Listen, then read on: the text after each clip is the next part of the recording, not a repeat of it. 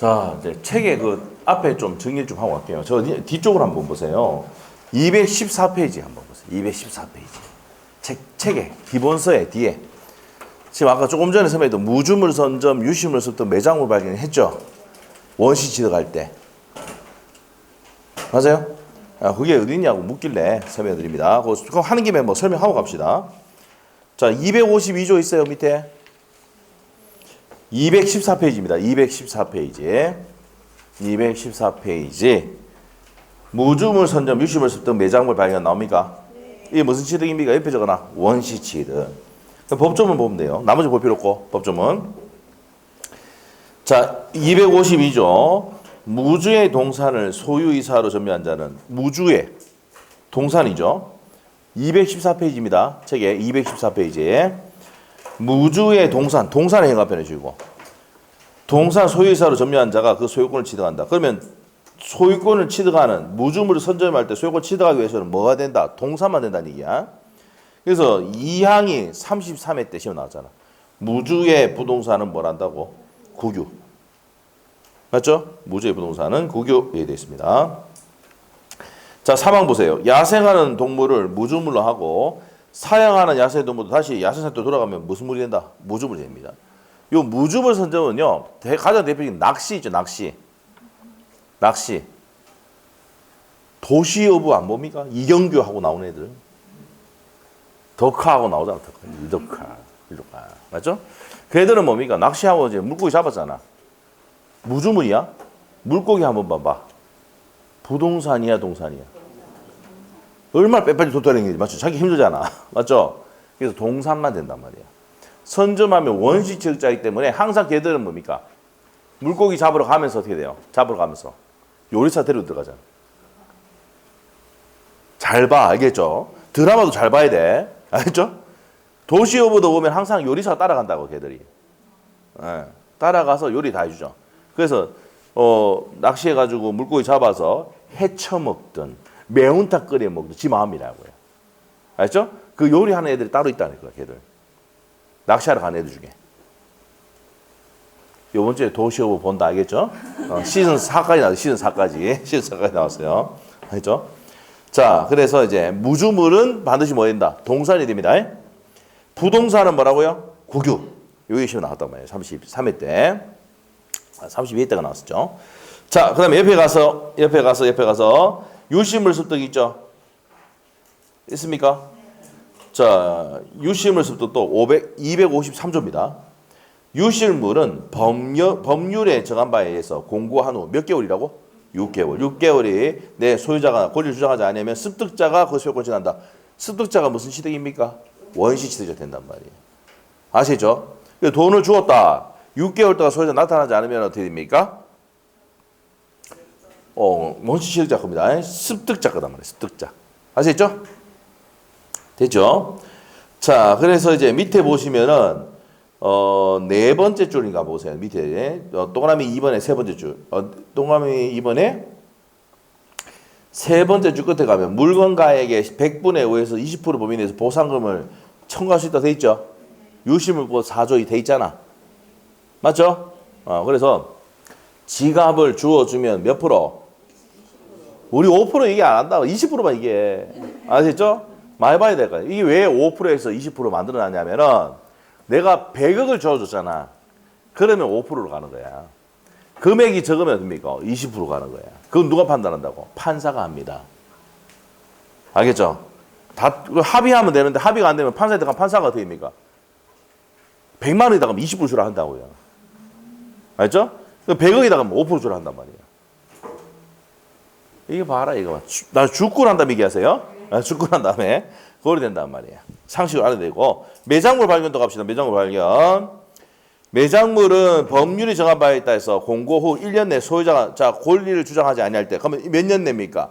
1년입니다. 유실물 습득은 몇 월에서 유자니까 6월. 매장물 발견은 매 할 때 1일 나오죠? 네, 1월입니다. 1년. 자, 그래서 소유권 취득한다. 그러나 이게 그러나가 중요합니다. 시험 몇 번 나왔어.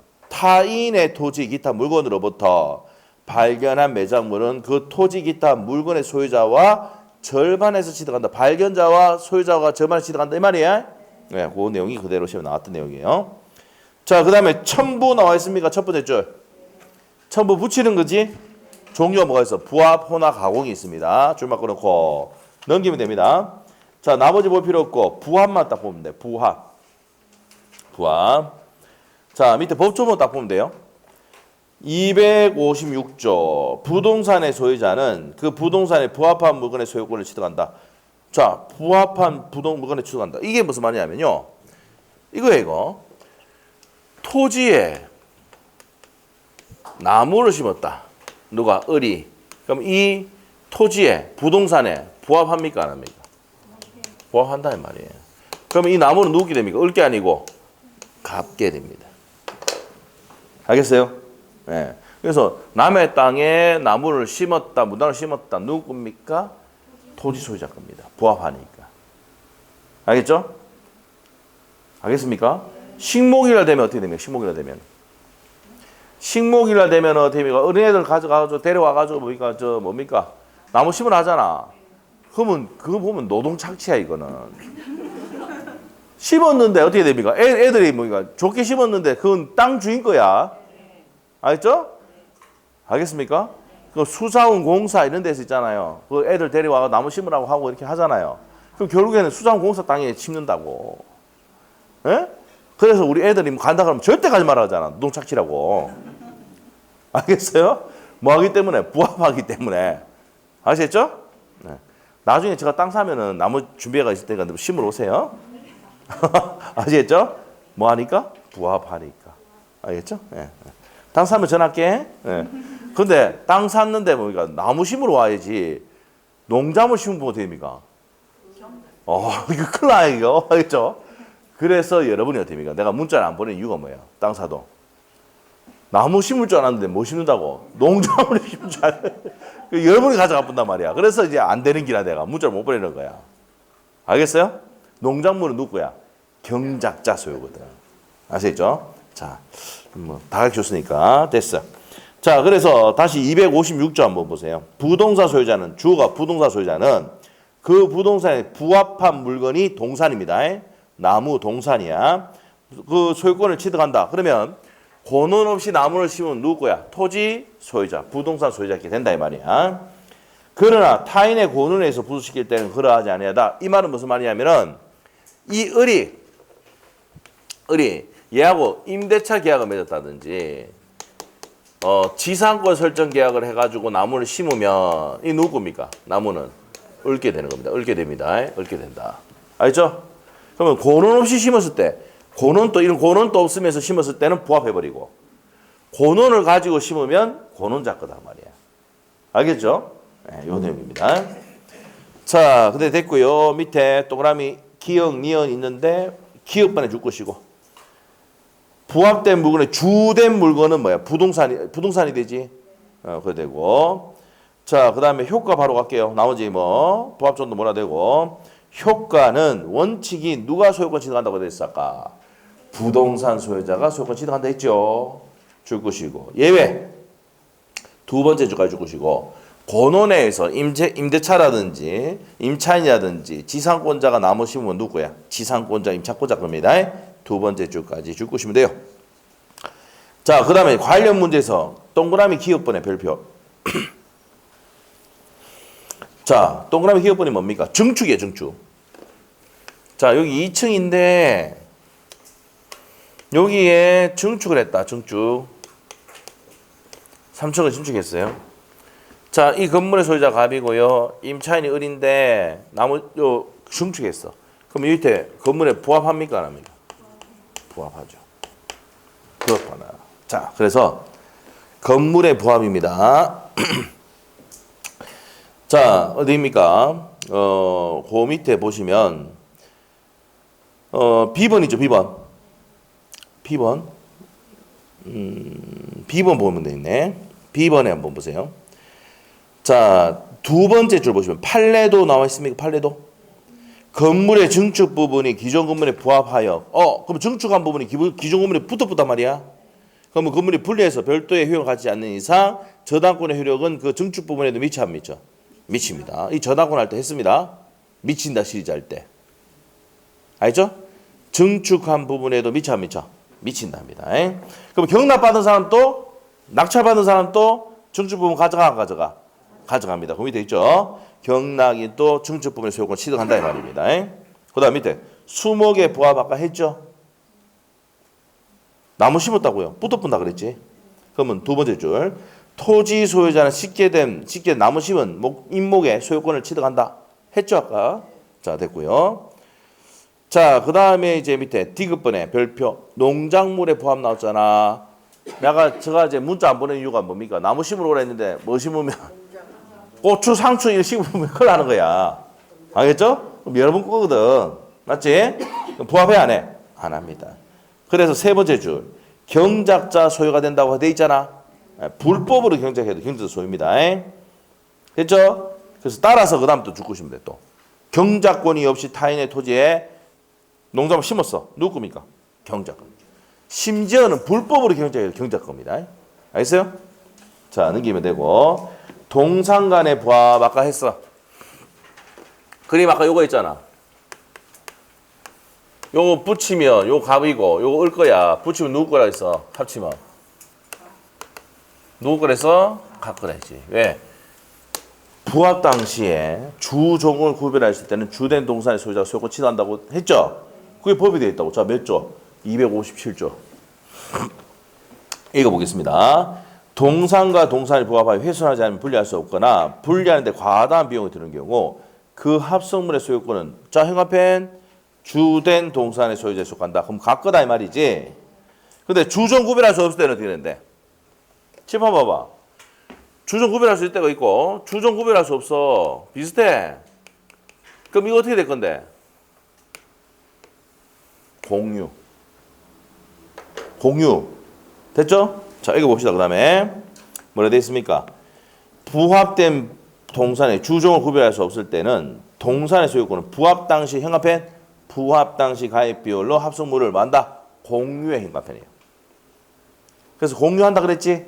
예. 부합 당시 가입 비율로 공유를 합니다. 알겠어요? 이거 여러분 알아야 되는 게 뭐예요? 붙였는데 뭐 지건이 내 건이 싸운단 말이에요. 공유 중에서 자기 땄어 가면 야 붙였을 때 주종 구별할 수 있잖아. 그럼 주된 동산의 소유자가 소유권 취득해.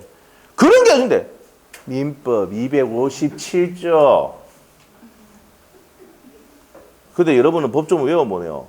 못 외우잖아. 그러면 민법에 있다. 그것도 몰랐네 이래면 됩니다. 그러면은 몇 조인데라면 어떻게 됩니까? 인터넷에 딱 찾으면 바로 나옵니다. 257조라고. 알겠어요? 조금만 기다려봐 임마. 뭐 하면 돼요? 검색. 네이버 검색하면 지식이 바로 뜹니다 이거. 알겠죠? 민법에 있다 그러면 몇 조인데라면 조금 있다 봐. 어떻게 다 외워놔? 민법이 몇 조가 있습니까? 1118조가 있거든요. 알죠? 다 외울 수 있습니까? 없습니까? 못 외웁니다. 저는 강의를 계속 하니까 다 외우고. 맞죠? 여러분은 우리가 못 외운다고. 민법 있다고 따지면 어떻습니까? 법조문이 딱 보여주면 돼. 이거 핸드폰 잘 돼 있잖아. 맞죠? 예. 네. 그리고 비슷해. 이거 어떻게 되냐? 또 싸운다. 지금까지 또 싸운다. 야, 비슷하잖아. 주종 구별할 수 없잖아. 이러면 어떻습니까? 그러면 임마, 공유야, 임마. 그러는데 또 얘기해 줄까? 257조. 알겠어요? 이렇게 되는 거예요. 맞죠? 이게 너무 재밌는 거예요. 민법 공부가. 왜? 모든 걸 둘이 다툼 생기면 민법으로 다 해결해 주거든. 법이 다 돼 있다고. 아시죠? 그래서 개인 간에 다툼 생긴 걸 민법으로 다 규정해가지고 1118조까지 만들어놨어요. 아시죠? 근데 여러분 다행히 여러분 시험에 치는 거는 500조까지, 500몇조, 600조 안 됩니다. 시험법에 들어가면. 그래도 반입니다. 양이. 반입니다. 자, 갑시다. 그렇게 정리를 했어요. 혼화는 뭐 하는 거야? 섞이는 거. 여러분 혼화하는 방법은 뭐예요? 경유차에 휘발유 집어보면 혼화야 그게. 섞이는 거 있죠? 그래도 난리 나죠? 수리 엄청 나옵니다. 네, 그런 내용입니다. 섞이는 거다. 요거도 이제 뭡니까? 동상간의 부합의 내용이 중요되고요. 그 다음에 가공 나옵니다. 가공. 가공이 한번 나온 적이 있어요. 2번인가 나왔어요. 2번. 가공이 뭔데요? 바꾸는 거지. 자, 그럼 대표적인 게 뭐예요? 옷 있잖아, 옷. 양복. 천을 가지고 양복 만들었잖아. 이게 가공이야. 알죠? 그럼 한번 물어볼게요. 원래. 자, 외우지 말고 저를 한번 봐. 네? 너무 쉬워. 자, 저를 봐봐. 원래는 누구 걸까? 원재료 소유자 겁니다. 천 제공한 사람 거야. 근데 가액 증가가 현저히 다액일 때는 누가 된다고? 가공자 소유가 되는 거야. 됐어요? 자, 그럼 다시 한번 설명할게. 이 천을 만드는데 저 천값을 5만 원 냈는데 만들었다, 무슨 옷을 만들었다. 그러면 그 금액이 증액이 별로 안 됐어. 그 얼마야? 누구 거야? 원재료 소유자야. 근데 이 천을 가지고 양분 만들면 가액이 뭐 100만 원 올라가 보잖아. 그러면 누구 거라고? 가공자 소유란 말이야. 이해됐어? 그거 다 됐어. 법적으로 봐도 외웠어, 여러분. 자, 갑시다.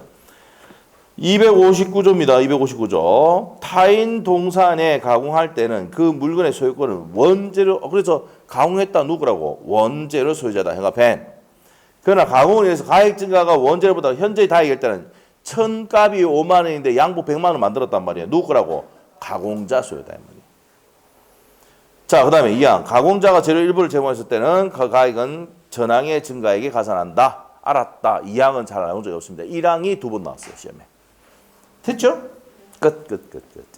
그래서 이걸 왜 해주느냐. 앞에 원시적 할 때 내용이 모르니까 이런 게 있단 말이에요. 설명했어요. 소유권의 일부를 먼저 했습니다.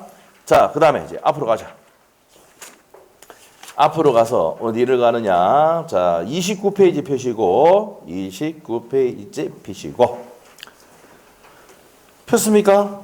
자, 이제 원시적 불능과 후발적 불능 내용 갑니다. 자, 이제 원시적 불능과 후발적 불능 갑니다. 자, 원시적 불능과 후발적 불능 갑니다. 자, 우리가 갑하고 을하고 5월 1일 날 계약할 당시에 이미 이 건물이 부서지고 없는데도 계약하는 놈들이 있습니까? 없습니까? 계약하는 놈들이 있거든. 맞아요? 처음부터 불능이지. 뭘 한다? 원시적 불능이라 한다. 알겠어요? 자, 원시적 불능이야. 그래서 이 사람이 있잖아요. 이 사람이 갑의 말을 신뢰를 해가지고 신뢰했어? 자, 신뢰를 해서 왔다 갔다 하는 경비 들어가고 대출 받고 그 다음에 대출에 대해서 이자 지급했어. 이 돈 준비해가지고 누구 찾아갔는데? 갑을 찾아갔는데 갑이 뭐랍니까? 넘겨두고 할 때만 갑이 뭐랍니까? 없는데 이래 본다고. 그럼 어떻게 됩니까? 왜 없는데 왜 계약했어? 심심했어. 그럼 죽일 뿐이 되지 이거. 그래서 법좀 만들어놨어. 535조. 알겠어요? 민법은 둘이 싸우는 거 딱 해결하는 게 민법이라 했잖아. 맞죠? 목적물이 이미 부서지고 없는데도 불구하고 계약했단 말이야. 돈 준비해 갔더만 얘가 없대. 죽일 뿐이 되지. 몇 조로? 535조를 죽이는 거야. 자, 그때 뭐라고요? 계약 체결상의 과실 책임. 계약 체결할 때 네 과실 있잖아. 책임지라 이 말입니다. 이해됐어? 이해되면 돼. 계약할 때 네 과실이 있으니까 책임지라 이 말이야. 그럼 누가 누구한테? 을이 갑에게 내가 실내에서 들어갔던 비용 내놔라고 할 수가 있다 이 말이야. 그래서 무슨 이익 배상합니까? 실내 이익을 배상을 한다 이 말입니다. 이게 535조 내용입니다. 됐어요? 네, 됐어. 자, 그러면 무슨 불능이 됩니까? 원시적 불능입니다. 원시적 불능이 돼요. 자, 원시적 불능이고, 자, 무슨 불능이 됩니까? 또 일부가 아니고 전부 불능이 됩니다. 전부 불능이 되고, 이럴 때 계약 체결상 과실 책임 묻고 무슨 이익 배상 청구할 수 있다고? 실리 배상 청구할 수 있습니다. 그러면 계약 체결상의 과실 책임 묻기 위한 요건을 따로 빼가 적어놔야 됩니다. 첫 번째, 무슨 불능이고? 원시적 불능해야 됩니다. 밑에 적어놓으세요. 두 번째, 갑은 등기를 넘겨줘야 되는 사람이야. 채무자예요. 갑은 뭐 이렇게 채무자랄까. 목적물이 부서지가 없다는 것을 알거나 알 수 있어야 된다. 악의 또는 뭐 해야 됩니까? 과실이 있어야 돼.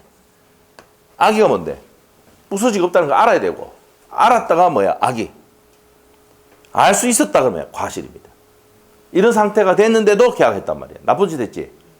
그리고 이 을은 어떻게 됩니까? 을은 상대방은 선의이고 뭐 해야 돼요? 무과시해야 돼요.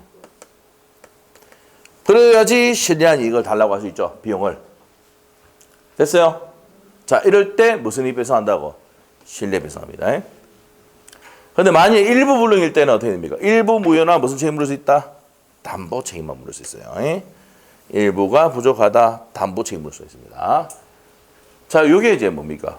계약 체결상의 과실 책임에 관한 내용입니다. 자, 체계 봅시다. 29페이지. 자, 원시적 불능, 후발적 불능 나오는데 동그라미 2번 갑니다. 29페이지 동그라미 2번. 원시적 불능의 효과 첫 번째 주고시고, 원시적 불능이 되면 계약이 뭐가 된다고? 무효가 되고, 바로 밑에 상대방이 계약의 유효를 믿었기 때문에 받은 손해 있죠? 무슨 이익 배상한다고? 신뢰이익 배상한단 말이야. 자, 옆에다가 326페이지 참조 딱 해놓고 326페이지 갑니다. 326페이지. 그래서 민법 총칙할 때 뒤에 계약법하고 물권법 내용 한 번씩 해줍니다. 이제 326페이지 펴보세요. 계약 체결상의 과실 책임 나옵니까? 나오죠? 나옵니까? 지금 다 했어 이제. 자, 535조 봅시다. 1항 목적이 불능이에다 적어놔야 돼. 불능 현관 해놓고, 불능은 원시적 불능이입니다. 목적이 불능한 계약을 체결할 때는 불능을 알거나 알 수 있는 자, 갑이 얘기합니다. 갑이 알거나 알 수 있는 자. 알거나 뭐야? 악의 또는 과실이 있는 사람입니다. 상대방이 을입니다. 을은 그 계약이 유효를 믿음으로 인해서 받은 손해를 배상한다. 무슨 이익 배상해야 된다고? 줄 거 놓고 신뢰 이익을 배상해야 됩니다. 그러나 그 배상액은 계약이 유효함으로 해서 생긴 이익액을 넘지 못한다. 무슨 이익 넘을 수 없어요? 이행이익을 넘지 못합니다. 자, 전항의 규정은 상대방의 불능을 알거나 알 수 있을 때는 적용돼, 안 돼? 안 됩니다. 안 됩니다. 적용되지 않는다. 그러면 상대방이 알거나 알 수 있을 때는 적용되지 않는다 했으니까, 자, 칠판 봐봐. 알거나 또는 알 수 있었을 때는 적용되지 않잖아. 맞아요? 그럼 반대로 가면 적용된단 말이야. 악의 반대가 선의, 과실 반대가 무과실일 때. 맞죠? 또는 이고 선의고 무과실일 때 적용이 된다. 이렇게 되는 거야. 됐습니까? 네, 됐어. 자, 그러면 밑에 서술 볼 필요 없고요. 자, 바로 밑에 양갈로 2번 봅니다. 뭐 서술은 의만 줄 거는 의. 동그라미 1번. 계약 체결사의 과실이란 계약의 성립 과정에서 당사자 일방의 기재 사유로 상대방의 손해를 준 경우를 말한다. 줄 거 놓고 적용 범위 몰라도 됩니다. 맨 끝에만 줄 거 놓으세요. 원시적 불능인 경우 규정하고 있다. 자, 그 다음에 성립 요건 무슨 불능이 됩니까? 원시적 불능이 되고, 옆에 페이지 2번 일반 갑이어야 됩니까? 악의 또는 과실이 있어야 되죠. 타이틀만 형합해. 그 다음에 상대방 을은 뭐 해야 돼요? 선의이고 무과실일 때 효과가 무슨 이익 배상한다고? 두 번째 줄에 신뢰 이익을 배상한다 이 말이지. 됐어요? 자, 그 다음에 326페이지 밑에 판례 있어? 이거잖아 이거. 일부 불능일 때는 뭐라 한다 해서 밑에 판례가 일부 불능일 때는 담보 책임이 적용되는데 사례 나와 있죠? 일부 불능일 때는 일부 무효나 무슨 책임? 담보 책임을 묻는다 말입니다. 요 판례입니다. 담보 책임 물을 수가 있다. 자, 그 다음에 옆에 페이지 가서 확대 적용 문제 나옵니까? 효과 밑에 있어요? 요거 이제 간단히 설명할게요. 계약 교섭 단계 중에서 일방 파기를 했다. 이건 무슨 행위가 성립한다고? 불법 행위가 성립합니다. 자, 요거는 자, 판소노트 몇 페이지 펴면 돼요? 74페이지 펴면 될 거예요. 판소노트 74페이지 펴보세요.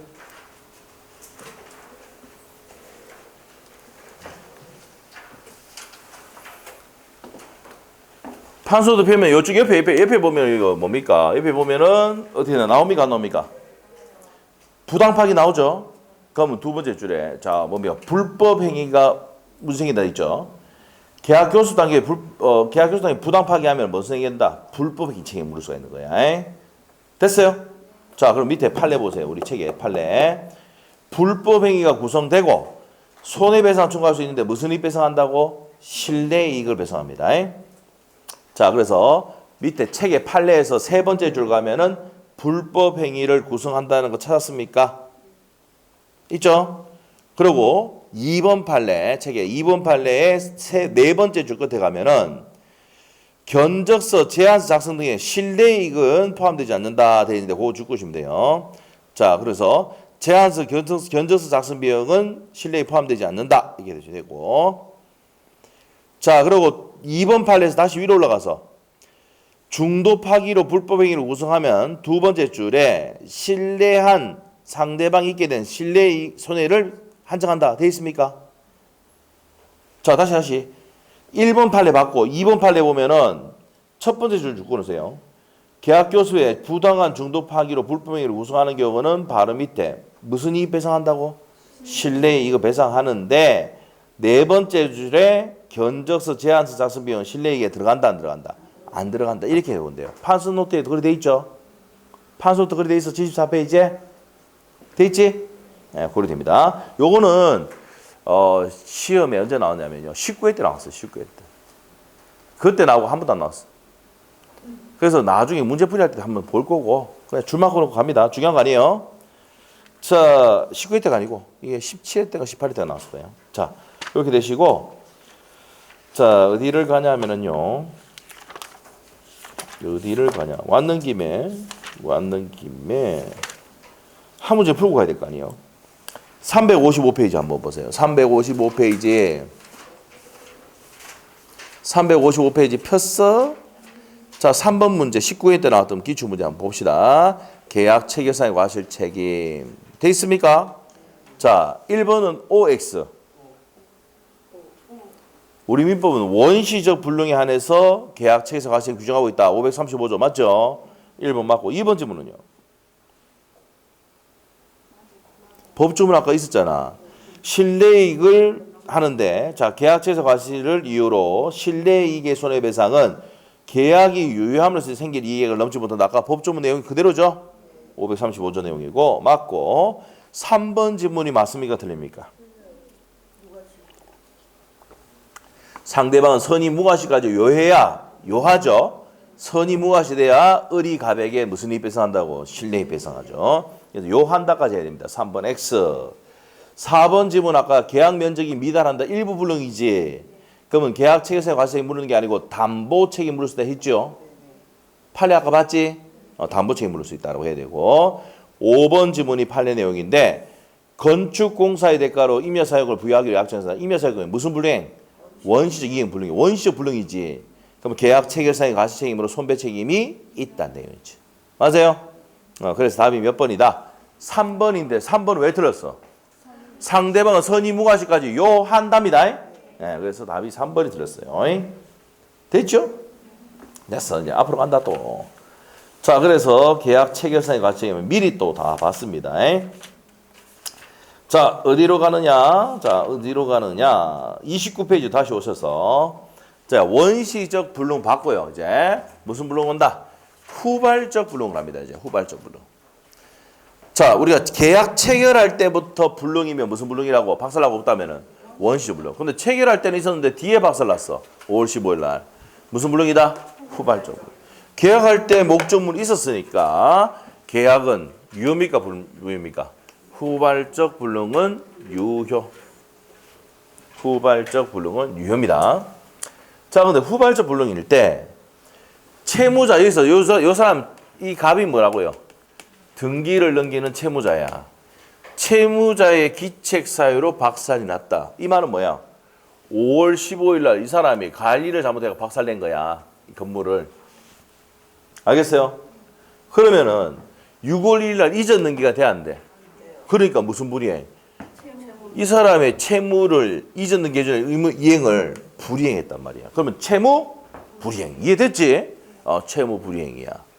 그리고 박살나고 없으니까 무슨 상태야? 이행 불능 상태지. 그러면 최고 없이 계약을 해제하고 손배청할 수 있습니다. 맞아요? 왜? 목적물이 박살나고 없잖아. 6월 1일 되면 이전 등기 안 되잖아. 이전 등기 안 되니까 갑이 을에게 이전을 못하니까 채무 불이행이야 무슨 배상? 손배가 들어가는 거예요. 오케이? 이해됐지? 자, 이행 불능이니까 최고해야 안 해? 안 합니다. 알죠? 이행 불능이니까 최고한다 안 한다? 안 합니다. 요거는 옆에 적어놔야 돼. 79페이지 참조. 자, 판서도 79페이지 보면 이행 불능일 때는 최고한다 안 한다? 한번 79페이지 한번 보고 가자. 79페이지. 법정 해지 사유 나와요? 79페이지. 법정 행위사 나오죠? 나옵니까? 이행, 지체, 지체하면 이행을 독촉하는 채고를 해야 되잖아. 근데 이행 불능은 채고 아니에요. 박살나고 없는데 뭐 이행 안 되는데 뭐. 맞죠? 채고하지 않는다. 했죠? 그때 했었어. 했네. 자, 다시 돌아와서 그래서 79페이지 참조 딱 해놓으면 돼. 되고. 자, 그런데 자 보세요. 계약할 때는 목적은 있었는데 5월 15일 날 지진다가 박살났어. 지지다가. 태풍 나가 박살났어. 그럼 둘 다 잘못이 있어 없어? 이럴 때 위험부담이라고. 이게 뭐라고? 위험부담. 태풍 지진으로 박살났다고요. 둘 다 잘못이 없어. 알겠죠? 이렇게 됐을 때 어떻게 하느냐 이 말이에요. 그러면 둘 다 잘못이 없잖아. 얘가 잘못해가 못 넘겨주면 얘가 잘못했잖아. 그러면 이제 얘가 이제 뭡니까? 이해가 안 되니까 채무불이행으로 얘가 얘한테 계약 해제와 손배 들어가지만은 둘 다 잘못이 없어. 그러면 위험부담이 되고 서로 이행 청할 수가 있다 없다? 없어요. 근데 이미 줬던 계약금은 달라고 할 수 있다 없다? 있다는 거야. 자, 이런 내용이 위험부담의 내용이다. 자, 책에 봅시다. 29페이지 후발적 불능의 효과 나옵니까? 자, 후발적 불능 기억번에 끝에 원시적 불능과 달리 무효가 되지 않는다. 이 말은 갈로해서 유효다 이 말이지. 그래서 적어놨잖아. 우리 판소한테. 후발적 불능은 유효. 맞아? 됐어. 유효. 자, 그 다음에 니은번에 갑니다. 불능의 원인이 채무자 갑에 잘못을 했다. 고의 또는 과실을 했다. 무슨 불이행? 채무불이행. 채무불이행 하면 옆에다가 계약 해제와 무슨 배상? 손배. 자, 채무자의 고의 과실이 없을 때는 무슨 부담이 난다? 위험 부담이 된다 이 말이야. 옆에 33페이지 참조 딱 해놓으시면 돼. 33페이지 참조. 그 계약부에 상수한다 했잖아. 옆에 가로 돼 있잖아. 그럼 333페이지 한 펴봐. 333페이지. 무슨 부담 나옵니까? 위험 부담 나옵니까? 그럼 옆에다가 몇 페이지 참조? 29페이지 참조해 놓으시면 되지. 자, 그러면 첫 번째 줄 것이고 위험 부담은 쌍무기합으로 생기는 양채무의 존소상 결론성에 관한 문제다 이 말이야. 자, 그러면 원칙이 누가 위험을 부담한다? 여기 나와 있잖아. 여기 원칙 적어놔야 돼. 누가 위험을 부담한다고? 채무자가 위험을 부담한다 이 말입니다. 채무자 위험 부담주의. 이 위험 부담은 몇 페이지 보면 있어요? 77페이지 보면 나올 거예요. 자, 파소노트 77페이지 잠깐 한번 볼래? 파소노트 77페이지.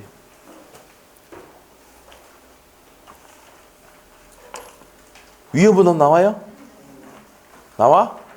되죠. 그래서 위험부담의 77페이지 참조 이렇게 하시면 돼. 그래서 위험은 누가 부담하는 게 원칙이야? 왜냐하면 저 채무자가 건물주야, 건물주. 건물주자, 건물주. 돈이 많아, 저거. 건물주 안 돼봐 모르겠죠? 돈이 많은 사람이야. 물론 대출이 있겠지만 돈이 많은 사람이야. 아시겠죠? 그래서 됩니까? 저 사람이 어떻게 됩니까? 저 사람이. 저 사람이 이제 돈이 많은 사람인데 태풍 지진으로 박살났다. 그러면 부서지고 빠사지고는 누가 다 고쳐야 돼? 채무자 갑이 다 고쳐야지. 이 말이야. 이해됐어? 돈 많은 사람이니까. 무슨 말이겠죠? 그래서 부서지고 빠사지고 누가 위험 부담한다고? 채무자가 위험 부담한다고요. 근데 채권자가 위험 부담하는 경우가 있어. 의리. 이거 왜 필요 없어? 의리화가 박살냈다든지.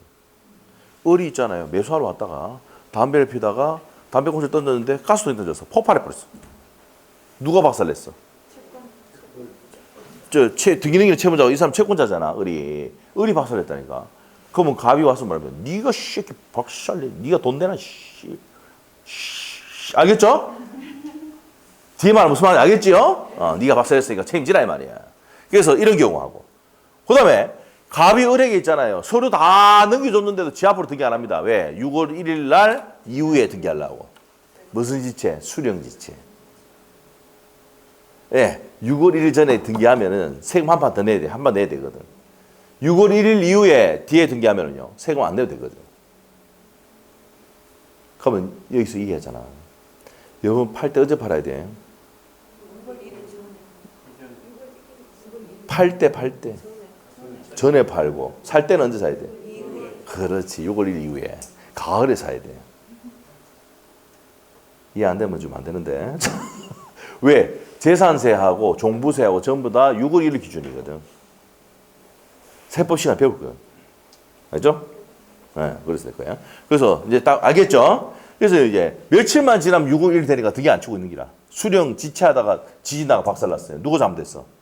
의리 채권자 잘못했죠? 이럴 때 위험물 부담을 시킨다. 그러니까 이때. 이해됐어? 다 했어 이제. 다 이해됐어. 끝났어. 자, 그러면 이제 저기 갑시다. 333페이지. 537조 법조문 딱 보면 됩니다.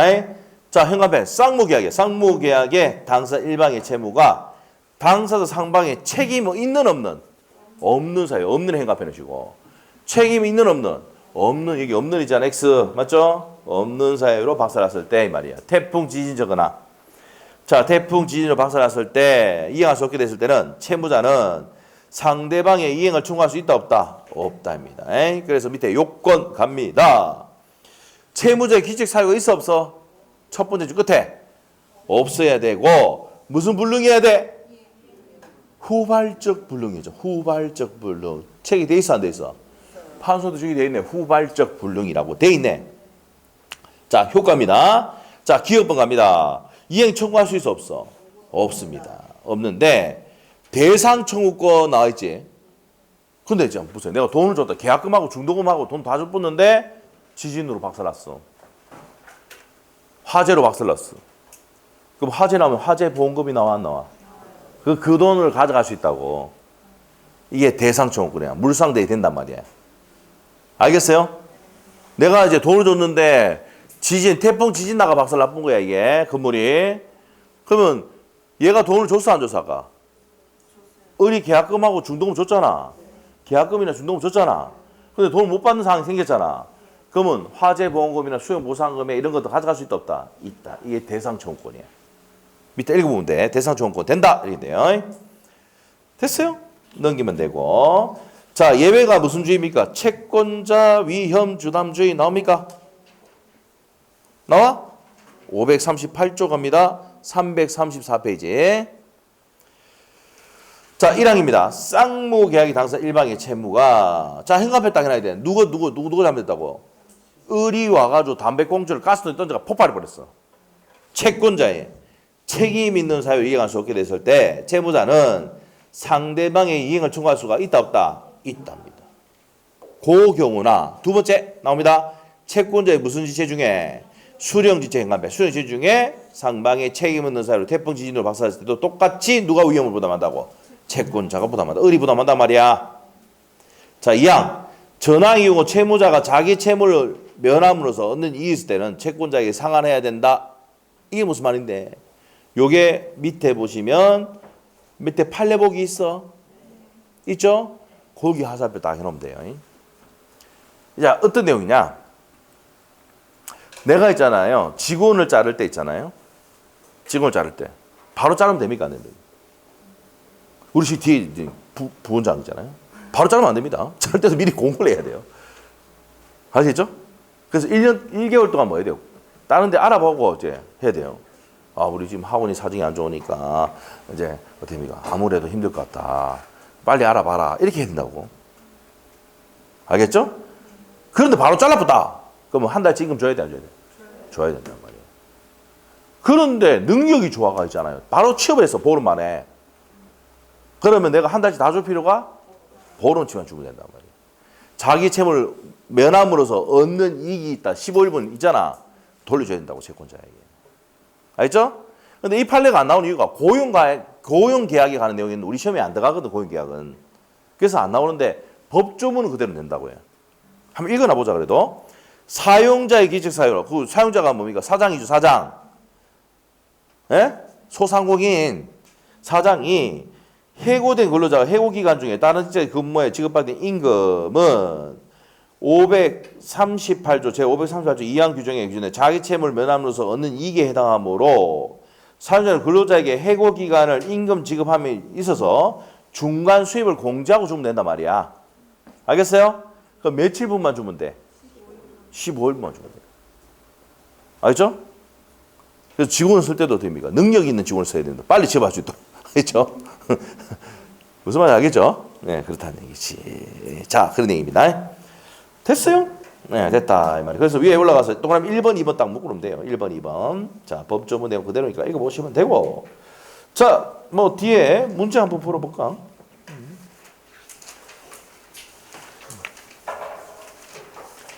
자, 어디에 가냐면요. 357페이지. 357페이지 문제입니다. 나중에 계약법할 때 이 파트 빠지고 안 합니다. 뒤에 할 거야. 자, 갑니다. 계약, 상무계약의 위험 부담에 대한 설명이다. 틀린 거. 문제 한번 바로 갑시다. 1번은 맞아 틀려. 자, 계약법은요. 대부분이 무슨 규정이다? 임의규정이에요. 임의규정. 임대차 빼고는 전부 다 임의규정이야. 알겠죠? 그럼 달리 정할 수 있답니다. 있다. 1번 O. 2번 질문은요. 위험 부담은 태풍 지진이잖아. 그러면 기책 사유가 채무자의 책임 있는 사유가 없어야 되지. 여기 있잖아. 채무자의 책임이 있다 없다? 없는 사유. 없는 사유로 됐을 때 위험 부담이 되는 거야. 알죠? 그럼 태풍 지진은 둘 다 잘못이 있다 없다? 갑의 잘못이 없다 이 말입니다. 책임 있는이 X입니다. 없는 이래야 돼. 2번 X. 3번 질문 어떻습니까? 여기서 포인트가 대상적으로 행사할 수가 있다. 수요 보상은 달라고 할 수 있다. 뭐야. 내 돈 줬던 계약금이나 이런 것들은. 4번 질문 어떻습니까? 수령 지체 중이죠. 채권자 수령 지체 중에 이행할 수 없게 됐다. 그러면 청구할 수가 있다 이 말이야. 네가 등기 안 쳤으니까 뭡니까? 잘못됐다. 그러면 갑은 을에게 네가 돈 내놔라 할 수가 있다 없다? 있다죠. 맞고 4번이 뭐예요? 채권자 위험 부담주의죠. 그 다음에 5번 질문은요. 채권자의 책임 있는 사유로 불능이 됐잖아. 그럼 채권자 저기서 을이 박살냈잖아. 갑은 을에게 돈 달라고 할 수가 있습니까? 없습니까? 있다 했죠. 자, 그래서 답이 몇 번? 2번입니다. 위험 부담이 딱 나오면은 채무자의 책임 있는 없는? 없는 사유. 태풍, 지진. 알죠? 그럴 때 위험 부담이 된다는 거야. 됐어? 됐어. 자, 이렇게 해서 정리하시면 돼요. 다시 29페이지로 갑니다. 29페이지. 자, 그래서 거기까지 다 설명했습니다. 자, 다시 총정리합니다. 자, 이게 이제 시험에 뭡니까? 요게 나오든지, 요게 나오든지, 요게 나오든지 한 문제 고정입니다. 여기서. 알죠? 자, 그다음에 여러분이 공인중개사 자격증을 따고 난 다음에 공인중개사 자격증 따고 난 다음에 어떤 일이 있으냐? 갑과 을이 계약을 했는데 갑이 목적물 박살나고 없는데도 계약을 합니다. 그래서 을이 이제 돈 준비해가지고 와서 계약하자 했더만은 얘가 뭡니까? 건물 없대. 박살나고 없대. 장난쳤죠? 그러면 얘가 와서 여러분한테 물어봐, 안 물어봐? 이거 어떻게 됩니까? 그럼 이러면 어떻게 됩니까? 민법 535조에 계약 체결상의 과실 책임 물을 수가 있어. 그러면 네가 실내에서 들어갔던 경비, 대출, 이자 이런 것을 달라고 할 수가 있다. 걱정하지 마라. 해야 된단 말이야. 하겠나 모르겠지만 그렇게 해야 되고. 자, 그 다음에 둘이 계약했는데 중간에 박살냈잖아. 누가 박살냈어? 갑이 박살냈어. 관리 잘못해가지고. 무슨 말이죠? 5월 15일에 박살냈어. 얘가 찾아왔어. 이거 어떻게 됩니까? 라고 하면 어떻게 됩니까? 여러분 설명해 줘야 돼. 얘한테. 6월 1일 되면은 이전 등기가 돼, 안 돼? 안 돼. 무슨 불이행이야? 채무 불이행이야. 그럼 너희는 계약, 최고 없이 계약을 해제하고 손배충할 수가 있다라고 설명해야 돼. 됐죠? 그 다음에 둘이 계약을 했는데 중간에 15일에 지진 나가 박살나 뿌렸어. 태풍과 박살나 뿌렸어. 그래서 얘가 찾아와서 어떻게 합니까? 물어보면은 어떻게 됩니까? 이거는 위험 부담이 돼. 그럼 서로 이행을 청구할 수가 없지만, 근데 내 계약금 줬는데요? 이러면 어떻게 됩니까? 계약금 줬는데 그러면 계약금은 돌려달라고 할 수가 있다. 됐어요? 그럼 부서지고 마사지는 건 누구 책임이야? 채무자 책임지는데, 이 사람이 네가 잘못해가지고 박살냈다. 채권자 위험 부담주의 아닙니까? 그럴 때는 갑은 을에게 누가 박살냈으니까? 을이 박살냈으니까. 얘가 담배 매매하러 왔다가 담배 피다가 가스도 늦었다니까. 이게 잘못됐죠? 그러면 갑은 을에게 대검 지급을 청구할 수가 있고 수령 지처리 중에도 박살냈을 때도 갑은 을에게 대검 지급을 청구할 수가 있다. 이렇게 설명해야 되는 거야. 알겠죠? 이게 내용이다 이 말입니다. 됐죠? 자, 그 다음에 29페이지에 전부 불능과 일부 불능은 뭐라 됩니다. 전부가 불능하는 경우 일부가 불능. 일부가 불능할 때는 아까 뭐랬습니까? 담보 책임이랑 일부 무효가 적용될 수 있습니다. 중요한 거 아니고 밑에 가서 객관적 불능과 주관적 불능 뭐라 됩니다. 나온 적이 한 번도 없어. 밑에 가서 목적의 적법부터는 좀 쉬었다 합시다. 쉬었다 합니다. 10분 쉬입니다.